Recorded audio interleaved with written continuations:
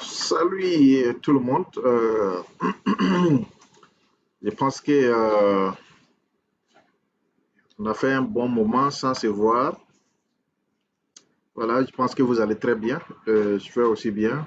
Euh, Ça fait à peu près 2 ou 3, bon, 2 semaines, hein, parce que j'étais très occupé. Donc, j'ai pas pu faire quelques vidéos pour vous mettre un peu sur voilà, les nouvelles qui se passent actuellement à travers le monde ou bien bon, de mon côté.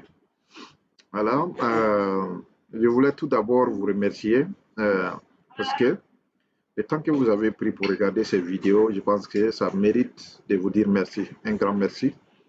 Je veux remercier tous ceux qui ont pensé à moi, qui, ont, se sont abonnés et aussi, je pense aussi à ceux qui n'ont pas abonné mais qui ont pris ce temps-là, cet engagement-là de venir regarder la vidéo. C'est une considération et je vous remercie beaucoup. Et voilà, donc abonnez-vous massivement et je pense qu'il reste 2 ou 3 vidéos comme ça pour atteindre l'objectif. Et je pense qu'on va arriver, on est presque là-bas, donc et mettez l'accent sur les abonnements.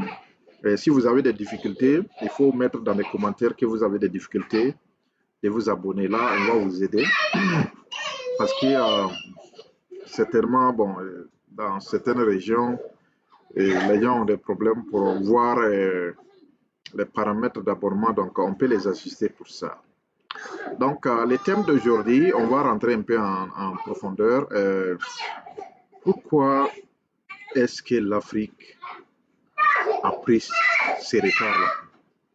Donc, pourquoi est-ce que l'Afrique a pris ces retards-là? Bon, c'est un sujet très global. Hein. C'est un sujet très global. Pourquoi les choses n'avancent pas? Bien vrai que c'est à partir du 19e, 20e, 21e siècle, beaucoup de choses sont en train de changer. On voit certains pays africains qui sont en train voilà, d'avoir un nouveau visage. Et, on voit aussi des projets de développement qui sont là, des partenariats à gauche et à droite avec les États-Unis, la Chine et l'Europe. Donc, pour se dire, voilà, donc on a eu quelques changements, mais il reste encore beaucoup de pays. Dans beaucoup de pays, il reste beaucoup de choses à faire. Mais je vais dire aussi que la faute ne réside pas seulement par le président. C'est vrai, ce sont les leaders, c'est eux qui doivent conduire les bateaux à bonne destination, mais aussi les problèmes résident sur la population, l'éveil des consciences. Et aussi, comment est-ce que nous nous voyons? Est-ce que on cherche vraiment à réussir? Il y a ça aussi, ce problème. C'est pour cela que j'encourage la plupart des jeunes voilà, à se lancer dans l'entrepreneuriat, à chercher à faire quelque chose qui peut les faire évoluer. Si vous voyez que l'entrepreneuriat est un peu compliqué, ce que moi je vous demande, puisque il y a une méthode de s'auto-motiver. L'argent que vous avez gagné là, essayez de voir est-ce que ça peut vous donner un billet d'avion aller-retour. Voilà, prenez ça, partez en Chine, partez aux États-Unis, visitez certains pays qui sont là, voilà, pour vous inspirer de ces pays-là. Une fois que vous allez partir là-bas, partir et puis revenir, à ce moment, vous allez voir que beaucoup de choses vont changer dans la mentalité. Voilà, vous allez avoir une nouvelle manière de voir les choses, une nouvelle manière de faire les choses et ce qui peut vraiment vous aider à évoluer. Et donc, l'Afrique peut s'inspirer. Il y a un pays que je respecte très beaucoup. Je respecte ce pays-là, pas possible. C'est les États-Unis. Quoi qu'on dise des États-Unis, c'est la première, c'est la puissance mondiale. Ce pays-là s'est bâti sur une norme, la norme d'intégrité, l'honnêteté et aussi le patriotisme. C'est le patriotisme qui a bâti l'Amérique. Parce que les gens, quoi qu'il y a, tant qu'il n'y a pas, quand ils voient les drapeaux américains, un Américain voit les drapeaux de son pays, il est très fier, il est très content. Vous voyez? Donc, les gars se battent pour leur pays jusqu'à leur dernière souffle. C'est ça. Et ils sont prêts à tout pour leur nation. Ils sont prêts, c'est des bâtisseurs pour leur nation. L'Américain, ce que j'aime en lui, c'est c'est son honnêteté. Quand un Américain dit que ça, c'est ça, c'est ça. Il veut faire ça, il va faire ça. Vous voyez, ces gens sont prêts à se donner, chercher la connaissance, chercher ce qu'ils ont besoin pour pouvoir avancer. Bon, chez nous, moi j'allais dire que, puisque souvent, si vous refusez de réfléchir, tout au moins, essayez de copier-coller. C'est ce que moi je demande aux gens. Si vous voyez que réfléchir c'est beaucoup pour vous, mais au moins copier-coller, ça ne doit pas tout de même devenir un problème. Puisque les nations, quand on parle de démocratie, les nations aussi veulent imiter la même chose. Mais pourquoi pas imiter les côtés développement? C'est les côtés développement qu'il faut imiter. Vous voyez? Donc, il faut que les Africains s'inspirent du modèle américain. S'inspirez-vous du modèle américain. C'est-à-dire, ayez le sens du patriotisme. Mais ce patriotisme ne doit pas être parce que, voilà, vous voulez marcher, vous voulez rentrer dans la ville, vous faire connaître que vous aimez le pays. Aimez le pays en entreprenant. Aimez le pays en, voilà, si vous voulez faire des études scientifiques, des recherches, faites ça avec fierté pour pouvoir donner à votre pays quelque chose en retour. Donc, c'est sur cette base-là que ces gens se battent. Quand vous voyez que ce soit des domaine militaire, quand un Américain militaire, il est fier de son uniforme, ils sont fiers de leur pays. Un Américain est ingénieur, il est fier de son pays. Un Américain, il est agricole, il est agronome, il est fier de son pays. Tous les domaines que les Américains font, choisissent la patrie. Ils mettent cette patrie-là devant. C'est ce que les Africains doivent imiter. Sinon, si on va passer le temps, voilà, et on va passer le temps, on aime d'autres nations plus que nos nations elles-mêmes. Mais comment voulez-vous qu'on avance? On ne peut pas avancer. Des nations, comme je prends des nations ouest-africaines qui sont dans des problèmes d'insécurité, vos pays-là, vous devrez être fiers de vos pays, quel que soit le problème. Quel que soit le problème qui est là, soyez fiers de votre pays. Représentez vos pays. Parce que vous vous attendez souvent, la plupart du temps, que les gens représentent votre pays pour vous-même. Vous voyez le problème? Vous êtes prêt à aimer d'autres pays plus que vos nations. Voilà le vrai, véritable problème en Afrique. Sinon, les gens vont vous dire, voilà, ce sont des pays d'insécurité, mais investissez. Il y a insécurité dans tout, partout dans le monde. Il n'y a pas un pays où il n'y a pas d'insécurité. Il y a l'insécurité selon les niveaux. Donc, c'est ça. Les gens vont vous dire, hey, ça là, c'est rentré comme ça, il y a les lois gouvernementales, c'est ça. Et arrêtez ça, investissez.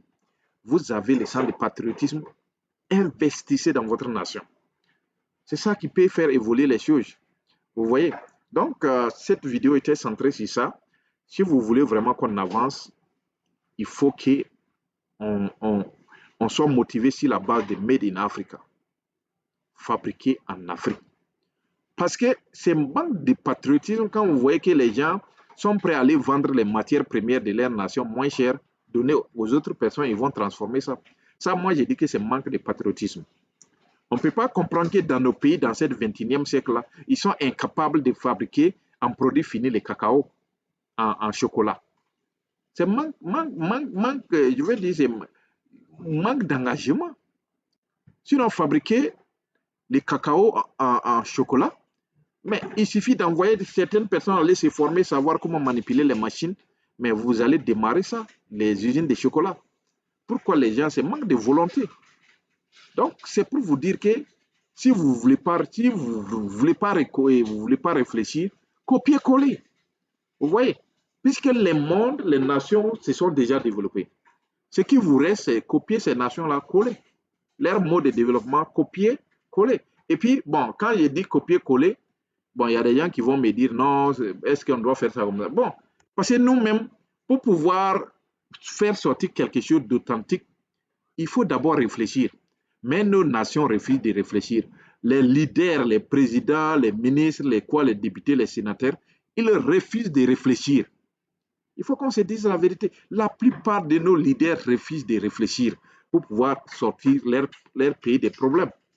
Donc, comme on est paresseux, on ne veut pas creuser le cerveau, on ne veut pas réfléchir. C'est pour cela que j'ai dit copier-coller. Vous voyez, copier-coller. À ce moment, au moins, on aura quelque chose qui va sortir. Voilà. Donc, mais si vous restez comme ça, on est obligé, voilà, envier d'autres nations alors qu'on a presque tout dans nos pays. Voilà.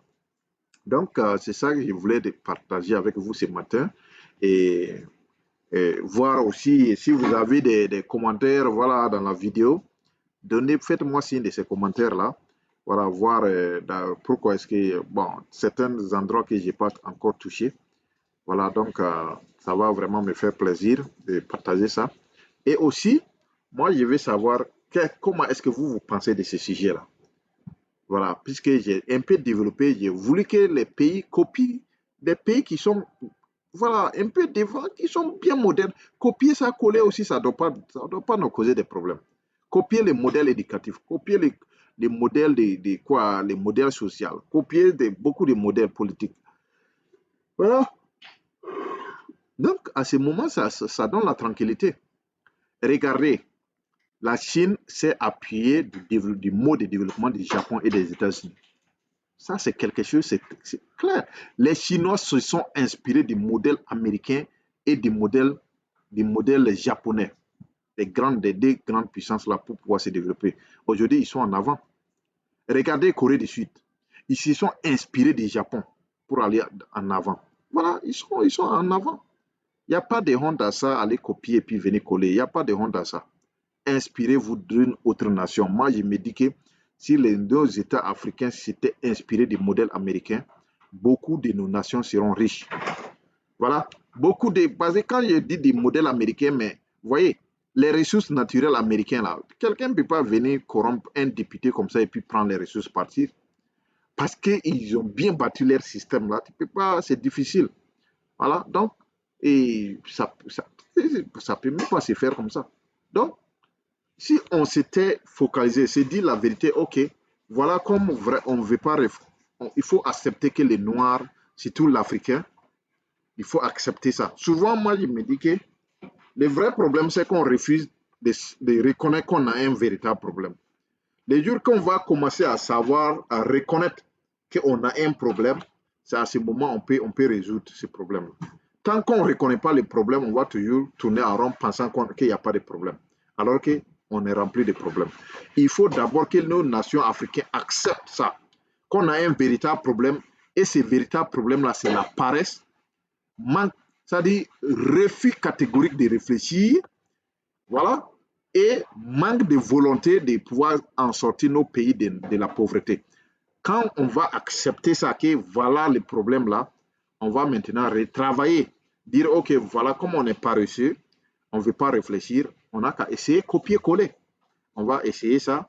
Et puis bon, comme il y a manque de volonté, il faut aussi s'inspirer des gens. Inspirez-vous des modèles patriotisme américain. C'est très bon. Voilà, donc vous allez vous inspirer comme ça, vous allez vous développer. C'est aussi difficile que ça. Vous allez dire, ok, regardez vos ressources minérales, regardez l'or, regardez les diamants, regardez ça. On ne va plus encore laisser les entreprises venir exploiter partout. On va bâtir un bon système d'égalité, un bon système économique qui va permettre de transformer toutes nos matières premières en produits finis. Si une entreprise vient pour exploiter, dites-lui, on n'exploite pas un produit brut pour sortir de ça. Tout est transformé dans vos pays. Une fois que vous faites ça, mais vous avez résolu à peu près 40% de vos problèmes. Puisque s'il y a des bons revenus, vous allez construire des hôpitaux, vous allez construire des écoles, vous allez éduquer bien les gens, vous avez une qualité d'éducation. Mais c'est ça qui va permettre à votre nation de sortir. Puisque si vous formez des ingénieurs, des génies civils, vous formez des experts dans les domaines technologiques, invention, innovation, vous formez ces gens-là dans ces domaines-là, mais vous allez voir que votre pays va se développer. Ça, c'est clair. Voilà. On n'a pas le mot de développement, c'est moi je me dis que ça se résume sur manque de volonté, refus catégorique de réfléchir. Voilà. Une fois que vous avez mis ces ingrédients ensemble là et travaillé honnêtement, cultiver le sens de patriotisme, de développer vos nations, mais je vais vous dire que vous serez les meilleurs. Je vais prendre seulement l'exemple des deux nations. Prenez le Mali. Le Mali, parce que les hommes politiques ont refusé de faire un travail efficace à scanner leurs ressources naturelles. Mais l'Union européenne, les Russes et les autres experts, ils sont venus faire le travail. Ils ont découvert que le pays est énormément riche parce que les hommes politiques ont refusé, des anciens présidents, d'anciens présidents à présent, ils ont refusé de mettre un bon système, de scanner leur sous-sol, savoir quelles sont les ressources naturelles qui sont en bas. Et puis maintenant, travailler sur ça, faire un système fini. Imaginez qu'on est en train de raffiner de l'or au Mali, qu'il y a des plus grandes usines de raffinage de l'or en produits finis au Mali. Mais maintenant, ceux qui veulent acheter, ils viennent acheter dans les comptes du trésor malien. Produits finis. Prenez manganèse, même chose. Prenez le pétrole. Puis ils ont dit qu'il y a le pétrole au Mali. Même chose, vous faites encore les mêmes choses. Vous allez vous développer comme l'Arabie Saoudite, comme le Qatar. Vous n'aurez plus besoin de ces nations-là. Allez vendre vos matières brutes dans ces nations-là. Vous voyez? Donc, ce sont des exemples palpables. Au lieu de donner des entreprises, ok, l'entreprise va prendre jusqu'à 80% et vous vous retrouvez souvent même moins que 10% de vos propres ressources. Ça, c'est du pillage. Ce n'est pas équitable, c'est du pillage systématique. Vous voyez? Donc, l'exemple du Mali, alors que les Maliens sont des grands commerçants, si ce système était mis en place, que l'argent circule dans les pays, mais je vais vous dire que le Mali allait bien se construire comme le Qatar. Ça allait être l'un des pays les plus ultra modernes de l'Afrique de l'Ouest, le Mali. Deuxième pays, c'est la Côte d'Ivoire. Tout le monde sait que, bien vrai que bon, elle a bénéficié voilà, de l'ancienne colonie qui est toujours là, qui n'est pas loin, et qui continue toujours voilà, de se comporter comme c'est son département. La Côte d'Ivoire a évolué, quoi qu'on dise. Voilà, il y a eu beaucoup d'infrastructures, voilà, de développement et tout, mais ce n'est pas assez. Puisque ces modes de développement-là, la plupart, c'est des emprises des multinationales étrangères où les capitaux sont en train de sortir de la Côte d'Ivoire. Donc, vous allez voir, les cacao, c'est pas bien. Bon, peut-être il y a des petites usines de transformation ou bien actuellement, il y a des projets de futur qui sont là, mais déjà, depuis longtemps, c'est un travail de fonds qui devrait être fait il y a longtemps. Vous voyez, les cafés, même chose, c'est un travail de fonds qui devrait être fait il y a longtemps. On ne devrait plus sortir avec des produits bruts, cacao, café, anacadre, quoi et consorts. On ne devrait plus sortir avec ça de la Côte d'Ivoire. On devrait pouvoir travailler tout en produits finis en Côte d'Ivoire. Mais aujourd'hui, voilà, ça patine, ça. Vraiment. Donc, vous voyez, la Côte d'Ivoire allait être l'une des meilleurs pays au monde. Voilà. Imaginez que les Japonais étaient en Côte d'Ivoire. Imaginez que la Côte d'Ivoire était dans les mains des Japonais. Mais ça allait être la première puissance mondiale, puisque vous avez déjà tout. Donc voilà le vrai problème, le véritable problème. Ça, c'est ça. Il faut qu'on accepte copier-coller. La Côte d'Ivoire peut copier le système sud-coréen ou bien le système japonais et retravailler, faire un travail à fond.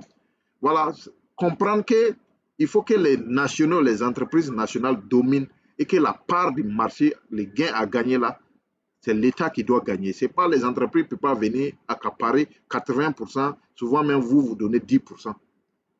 Et les restes des pourcents, peut-être, c'est partager des commissions. Ce n'est pas normal. Ça, c'est des pillages. Je ne sais pas, c'est même qui négocient ces marchés-là. Quels sont ceux qui négocient les marchés? Il faut se dire la vérité. Il y a un manque de volonté et du système mis en évidence des systèmes de pillage dans nos pays. Sinon, on ne peut pas comprendre un pays avec ses matières premières se retrouve avec 10% seulement. C'est inadmissible. C'est inadmissible dans ce 21e siècle-là. Les pays doivent être capables de transformer leurs matières premières. Les produits finis, ce sont ces produits-là qui doivent être vendus. Pas qu'on doit juste appeler des multinationales pour venir piller les pays et puis partir avec ces catastrophes environnementales qui est là. Regardez les zones qu'on exploite de l'or. Dans 20 ans, 30 ans, si ces zones-là, il n'y a plus d'or, mais vous allez partir là-bas, vous allez voir, les arbres ne peuvent plus pousser. Parce qu'ils ont utilisé des produits chimiques qui ont détruit presque les forêts, les eaux. Vous voyez? Alors que l'Africain ne réfléchit pas sur ça. Il ne réfléchit pas au futur. Voilà, il y a des trucs qui vont impacter même ma survie. Le fait que les entreprises viennent même arracher les arbres, déforestation à grande échelle, voilà, polluer tout l'environnement et puis partir, ça ne dit rien à l'Africain.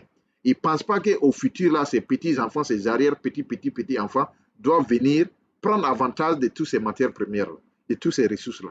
L'Africain pense à lui-même. Et après, maintenant, ce serait des problèmes. Donc, si vous pensez que cette vidéo a été bénéfique, mais voilà, partagez et aussi, n'oubliez pas, c'est la partie la plus importante, abonnez-vous, puisque la prochaine vidéo sera une hécatombe. Voilà, donc passez une excellente journée et bye bye.